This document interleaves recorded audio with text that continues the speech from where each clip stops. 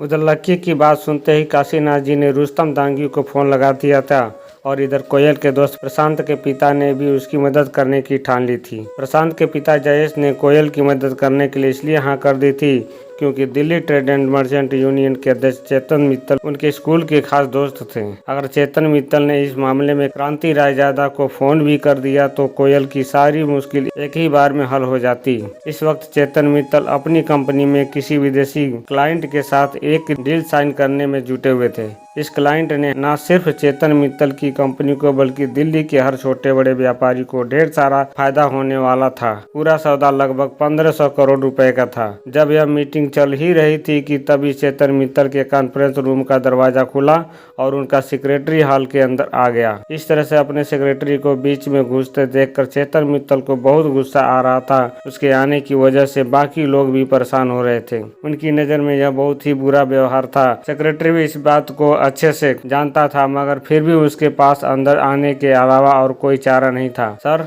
एक बात करनी थी, सेक्रेटरी ने धीरे से चेतन मित्तल के पास आते हुए कहा। उसने भी हाँ में गर्दन हिला दी। इसके बाद सेक्रेटरी उसके करीब आया और उसके कानों में कुछ कहने लगा। जैसे ही चेतन मित्तल ने अपने सेक्रेटरी की बात सुनी, उसके चेहरे का रंग बदल गया और वो अपनी कुर्सी से खड़ा होकर बोला, मुझे माफ करना साथियों, मुझे अभी किसी बात की जरूरी काम के लिए यहाँ से निकलना पड़ेगा। हम इस डील के बारे में बाद में बात करेंगे। मैं जानता हूँ कि इस तरह से मीटिंग को बीच में ही छोड़कर जाना ठीक नहीं है, लेकिन आप लोग मुझे माफ कर देना। इतना कहकर चेतन अपनी कुर्सी पर से उठा और दरवाजे से बाहर निकलने लगा। तब तक दूसरे पक्ष के अनुवाद ने उन अंग्रेजों के चेतन की बात समझा दी, जिस पर उन्होंने जवाब में कहा, चेतन जी, अगर आप इस तरह से डील के नेगोशिएशन के बीच में उठकर चले जाएंगे तो फिर आगे इस बारे में आपसे और कोई बात नहीं करना चाहेंगे। चेतन ने पलटकर देखा तो पाया कि उनका डील चेतन के इस व्यवहार से बहुत ही नाराज नजर आ रहा था। देखिए, आपका कहना ठीक है,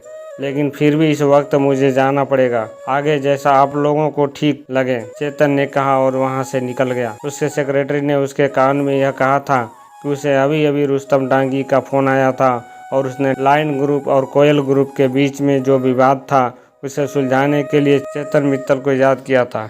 चेतन मित्तल के लिए 1500 करोड़ रुपए से ज्यादा रुस्तम डांगी का फोन था। वो एक बार के लिए अपने धंधे में नुकसान झेल सकता था, लेकिन वो रुस्तम डांगी की नाराजगी किसी भी कीमत पर नहीं झेल सकता था। अगर ऐसा होता तो न सिर्फ उसे पैसों का नुकसान होता, बल्कि उसकी पूरी कंपनी और अध्यक्ष होने की उसकी जो छवि थी वो छवि एक ही बार में धूमिल हो जाती। इधर चेतन मित्तल सबसे निचले माले पर पहुंच गया था और अपनी गाड़ी की ओर बढ़ता जा रहा था। उसका सेक्रेटरी भी उसके पीछे पीछे ही आ रहा था। ठीक इसी वक्त प्रशांत के पिता जयेश भी चेतन के दफ्तर में पहुंच चुके थे। चेतन भाई, जयेश जी के चेतन की ओर देखकर मुस्कुराए और उसकी ओर बढ़ने लगे। उन्हें इस बात का पूरा भरोसा था कि चेतन उनके इस मामले में कुछ मदद कर सकता था, लेकिन चेतन ने उसकी तरफ मुड़कर भी नहीं देखा और ना ही उसकी बात को सुना। वो दरवाजे से सीधा बाहर निकल गया और अपनी गाड़ी में बैठ गया। इधर लक्की भी लाल किले की दीवार पर आकर बैठ गया था। वहीं पास में एक चौपाटी थी जहां पर ढेर सारे लोग शाम के वक्त घूमने फिरने आया करते थे। लक्की वहां आते जाते हुए लोगों को अकेला बैठकर देख रहा था। एक प्रेमी जोड़ा दीवार पर थोड़ी ही दूरी पर उसके पास बैठा हुआ था। वो दोनों एक ही आइसक्रीम को बारी बारी से खा रहे थे। लक्की को उन्हें देखकर डिम्पल के साथ बिताए वो सुहाने दिन याद हो आए थे। लक्की अक्सर उसके लिए खाना बनाता था और उसे यहीं लाल किले की दीवार पर बैठा कर खिलाता था। वो अपनी जेब से थोड़ा थोड़ा पैसा बचाकर उसे आइसक्रीम भी खिलाता था। डिम्पल के साथ गुजरा उसका वक्त इतनी जल्दी गुजर जाएगा, इस बात की उम्मीद लक्की को कभी नहीं था। भले ही उसे अपने आप पर यह शक था कि वो परीक्षा को पास कर पाएगा या नहीं, लेकिन उसे कभी यह शक नहीं था कि वो और डिम्पल एक दूसरे से अलग हो जाएंगे। उन दोनों ने इस दीवार पर बैठकर कितने सारे वादे किए थे। कितनी ही बार डिम्पल अपना सिर उसकी गोदी में रखकर यहाँ से लाल किले की मीनार को देखा करती थी। उसे उम्मीद नहीं थी यह रातों रात इतनी बदल जाएगी। डिम्पल उसके लिए उस मीनार जैसी हो गई थी जिसे वो अब सिर्फ देख सकता था, छू नहीं सकता था। जब लक्की अपने इन्हीं सब ख्यालों में खोया हुआ था, ठीक इसी वक्त फिर से उसके फोन की घंटी बजी। लक्की ने देखा कि यह भूमिका का फोन था। उसका फोन देखते ही लक्की उदास हो गया था। सिर्फ डिम्पल ही नहीं, बल्कि भूमिका भी उन लड़कियों में से थी जो उसके सीधेपन का बहुत फायदा उठाती थी। वो कॉलेज की चीयर लीडर टीम की लीडर थी, लक्की भी उस टीम का अभी तक एक हिस्सा था। भले ही उस टीम में सभी लड़कियां थीं, लेकिन कपड़े उठाने, सामान उठाने, बाजार कुछ लाने ले जाने का सारा काम लक्की ही देखता था। वो लड़कियां थीं और इसलिए वो यह सब काम नहीं करती थीं, इसलिए लक्की इन सब चीज़ों के लिए उनका असिस्टेंट बन गया था। हेलो लक्की, अभी के अभी लाल मैदान में आ जाओ, उधर से भूमिका ने कहा। हाँ, पर क्या हुआ? लक्की ने पूछा। देखो, ज्यादा सवाल जवाब मत करो, जो कह रही हूँ वो करो। वैसे भी यहाँ मेरा दिमाग खाने वाले बहुत से लोग मेरे सिर पर बैठे हुए हैं, भूमिका ने कहा और बिना लक्की की बात को सुने ही फोन काट दिया। लक्की को कभी कभी भूमिका के ऊपर हंसी आती थी। उसका दिमाग अक्सर गर्म ही रहता था और फिर भी उसे लीडर बना दिया था। ऐसे में वो भी ज्यादा गर्म हो जाती थी, इसलिए लक्की उसकी बातों का ज्यादा बुरा नहीं मानता। यहाँ बैठकर डिम्पल को याद करने से तो अच्छा ही है कि यहाँ चलकर कुछ काम ही किया जाए, लक्की ने अपने आप से कहा और दीवार से नीचे कूद गया। इसके बाद उसने अपनी पैंट साफ की, अपने हाथ साफ किया और मैदान की ओर जाने के लिए निकल गया। थोड़े ही देर बाद लक्की मैदान में पहुंच चुका था और उसने देखा कि मैदान में अभी 5-6 सुंदर लड़कियां खड़ी थीं। लक्की, पहले तो तुम इधर आओ, आज तुम इतने स्लो मोशन में क्यों चले आ रहे हो? भूमिका ने लक्की की ओर पास बुलाते हुए कहा। वो एक लंबे से कद की लड़की थी, जिसका चेहरा लंबा और आंखें थोड़ी सी डरावनी थी।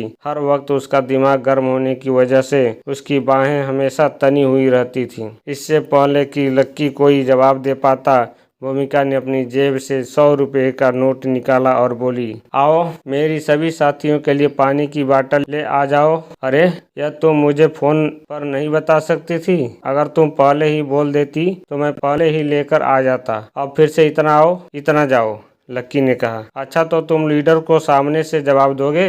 2 कदम और चलने से ना तुम घिस नहीं जाओगे लक्की महाराज, और तुमसे अगर नहीं होता तो बोल दो, मैं खुद ही जाकर ले आऊंगी। रिस्पॉन्सिबिलिटी नाम की कोई चीज होती है या नहीं होती है? भूमिका ने उसके सामने मुंह बनाते हुए कहा। लक्की को लगता कि भूमिका हमेशा गुस्से में ही रहती थी और वो सबसे ज्यादा अगर किसी के ऊपर बरसती थी तो वो लक्की ही था। हालांकि लक्की को कभी उसके गुस्से से डर नहीं लगता था, वो तो उसके काम के लिए सिर्फ इसलिए हाँ कर देता था ताकि उसकी वजह से भूमिका का गुस्सा और ना बढ़े। अगर वो इसी तरह से गुस्सा करती रहती तो एक दिन उसे ब्लड प्रेशर की बीमारी हो जाने का खतरा पक्का था। नहीं, ठीक है, मैं ही जाकर लेकर आता हूँ, पर यह आखिरी बार है, अगली बार से मैं नहीं। इससे पहले कि लक्की आगे कुछ बोल पाता, भूमिका ने अपनी आंखों को उसे डराने के लिए बड़ा कर लिया था। उसकी आंखें देखकर उसे मन ही मन हंसी आ रही थी और इससे पहले कि वो उसके सामने हंसता, वो वहां से निकल गया था। थोड़ी देर के बाद लक्की वापिस आया और उसने 5 बॉटल लाकर टेबल पर रख दी। सभी लड़कियां टेबल के पास आईं और पानी पीने लगीं। इसके बाद भूमिका और बाकी सभी लड़कियां बास्केटबॉल के कोर्ट पर प्रैक्टिस करने के लिए चली गई थी। लक्की वहीं स्टैंड में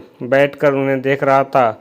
जब तक वो प्रैक्टिस करने वाली थी तब तक लक्की को वहीं बैठना था। अगर बीच में उन्हें किसी चीज की जरूरत लगती तो लक्की उन्हें वो सभी चीजें लाकर देने वाला था। जब लक्की बैठकर उनकी प्रैक्टिस देख रहा था तभी उसे अपने पास एक आवाज आई, तुम भी वहां जाकर उनके साथ क्यों नहीं खेलते? लक्की ने घूमकर देखा तो उसके होश उड़ गए। उसके पास में एक लड़की आकर बैठ गई थी। उसके बाल बहुत ही खूबसूरत थे और उसका चेहरा गोल था। उसकी आंखें भूरे रंग की थी। हेलो, लक्की ने उसकी ओर देखा और मुस्कुराते हुए कहा। इससे पहले कि लक्की इसके आगे भी कुछ कह पाता, उसने देखा कि उस लड़की के बगल में एक और लड़का आकर बैठ गया था, जिसने बास्केटबॉल खेलने के लिए पहने जाने वाले कपड़े पहन रखे थे। उसने पहले लक्की को देखा और फिर उस लड़की को देखते हुए बोला, हेलो, मेरा नाम विक्रांत है, मैं बास्केटबॉल टीम से हूँ। मेरी फैमिली बिजनेस में है और अभी हम लोगों ने एक छोटी सी कंपनी खोली है जिसका एनुअल टर्नओवर 200 करोड़ रुपए का है, विक्रांत ने कहा और मुस्कुराते हुए उस लड़की की तरफ अपना हाथ बढ़ा दिया। लक्की को इस बात पर हंसी आ गई थी कि विक्रांत ने आते ही अपने इंट्रोडक्शन में अपनी कंपनी का टर्नओवर बता दिया। वो उस लड़की को भी उसी तरह से देख रहा था जिस तरह से वो बाकी की लड़कियों को देखता था। वो जितना ज्यादा लड़कियों को देखता था, लड़कियां भी उसे उतना ही देखती थी। विक्रांत देखने में भी काफी हैंडसम था, इसलिए कोई भी लड़की उसे आसानी से भाव दे दिया करती थी। लेकिन इधर मामला अलग था। उस लड़की ने उसे और उसके हाथ को देख तो लिया था, लेकिन उससे मिलाने के लिए उसने अपना हाथ आगे नहीं बढ़ाया था। उसने सिर्फ मुस्कुराते हुए उससे कहा, मेरा नाम अदिति है, मैं भूमिका की दोस्त हूँ। जब अदिति ने विक्रांत से अपना हाथ नहीं मिलाया तो विक्रांत थोड़ा सा झिझक गया और उसने अपना हाथ पीछे खींच लिया। फिर अपनी शर्म को छुपाने के लिए उसने अदिति की ओर उत्साह से मुस्कुराते हुए देखा और बोला, अदिति, हम काफी अच्छा नाम है। भूमिका को तो वैसे अभी प्रैक्टिस में बिजी है और उसे तो अभी थोड़ा टाइम भी लगेगा, इसलिए वो अभी तुमसे बात नहीं कर पाएगी। अगर तुम चाहो तो मैं तुम्हें एक वॉक पर ले जा सकता हूँ। मैं तुम्हें प्लेग्राउंड भी दिखा दूंगा और हम थोड़ी बातें पर कर लेंगे। You know, I just love talking to girls. Vikrant ने अपने बालों में हाथ फेरते हुए कहा। नहीं सॉरी, मैं यहीं ठीक हूँ। अदिति ने एक मुस्कुराई हुई मुस्कान के साथ उसे देखा और कहा। अदिति की इस मुस्कान से विक्रांत के लिए सारे दरवाजे मानो उसके मुंह पर ही बंद कर दिए थे। वो शर्मिंदा तो बहुत महसूस कर रहा था, पर फिर भी अदिति इतनी सुंदर थी कि वो उसे अपने हाथ से यूं ही जाने नहीं देना चाहता था। वो चाहता था कि अदिति उसके साथ टहलने जाए, लेकिन इससे पहले कि वो अदिति को मना पाता, उसकी टीम के लिए किसी साथी ने उसे बुला लिया और उसे बीच में ही जाना पड़ा। जैसे ही विक्रांत उन दोनों के बीच से उठकर निकला, अदिति लक्की की तरफ घूमी और उससे पूछा, तुम्हारा नाम क्या है? लक्की। लक्की ने बहुत ही फीका सा जवाब दिया। असल में जिस तरह से अदिति उसे देख रही थी, लक्की उसे देखता ही रह गया था। इतने प्यार से तो शायद कभी डिम्पल ने भी उसे नहीं देखा था। उसकी बड़ी बड़ी आंखों में लक्की को अपने थोड़ी सी भी घिन नज़र नहीं आ रही थी। ना ही उसे ऐसा लग रहा था कि अदिति को उसके पास बैठने में किसी तरह का पछतावा हो रहा था। अदिति की नज़रों में लक्की के लिए कोई दया का भाव भी नहीं था। लक्की देख पा रहा था कि वो जैसा था अदिति उस वैसे भी एक्सेप्ट कर रही थी। जब लक्की को इन सब चीज़ों का भान हुआ तो ना चाहते हुए भी उसके चेहरे पर अदिति के लिए एक मुस्कान आ गई। अब इससे पहले कि इन दोनों के बीच में आगे कोई बात हो पाती, भूमिका उन दोनों के बीच में आ गई थी। अदिति, तू यहाँ क्यों बैठी है? भूमिका ने कहा। इससे पहले कि अदिति अपनी ओर से कुछ कह पाती, भूमिका ने लक्की को वहाँ से उठने का इशारा किया और बोला, जाओ सबको पानी पिलाओ। लक्की को इसकी बात का बुरा तो लगा, लेकिन क्योंकि अदिति वहाँ बैठी थी इसलिए उसने पलटकर कोई जवाब नहीं दिया और वहाँ से चला गया। उधर जब लक्की सब लड़कियों को पानी पिला रहा था, तब इधर सभी लोग कोयल के कमरे में परेशान से घूम रहे थे। कोयल ने देखा कि सूरज ढलने लगा था और जल्द ही रात होने वाली थी। उसे लग रहा था कि मोहित रायजादा कभी भी उसे लेने के लिए उसके आदमी वहाँ भेज सकता था। बाकी लोगों को भी यही डर सता रहा था। नहीं, मुझे नहीं जाना, मुझे बचा लो, मुझे नहीं जाना, कोयल ने अचानक ही चिल्लाते हुए कहा। सब लोगों ने उसे देखा और दौड़कर उसके पास आकर बैठ गई। तू चिंता मत कर कोयल, कोई ना कोई रास्ता निकल आएगा, रोशनी ने कहा। हालांकि उसे भी यही लग रहा था कि कोयल के पास जाने के अलावा और कोई रास्ता ही नहीं था। सब लोग फ़ोन कर करके हिम्मत हार गए थे। किसी के पास अब कोई कांटेक्ट नहीं बचा था कि अचानक कोयल के फ़ोन पर उसके पिताजी का फ़ोन आया। कोयल ने फ़ोन उठाया। उधर से उसके पिता ने ना जाने क्या कहा, जिस पर कोयल बोली, व्हाट? इतना कहते ही उसका मुंह खुला का खुला रह गया था। आगे कहानी और भी इंटरेस्टिंग है दोस्तों।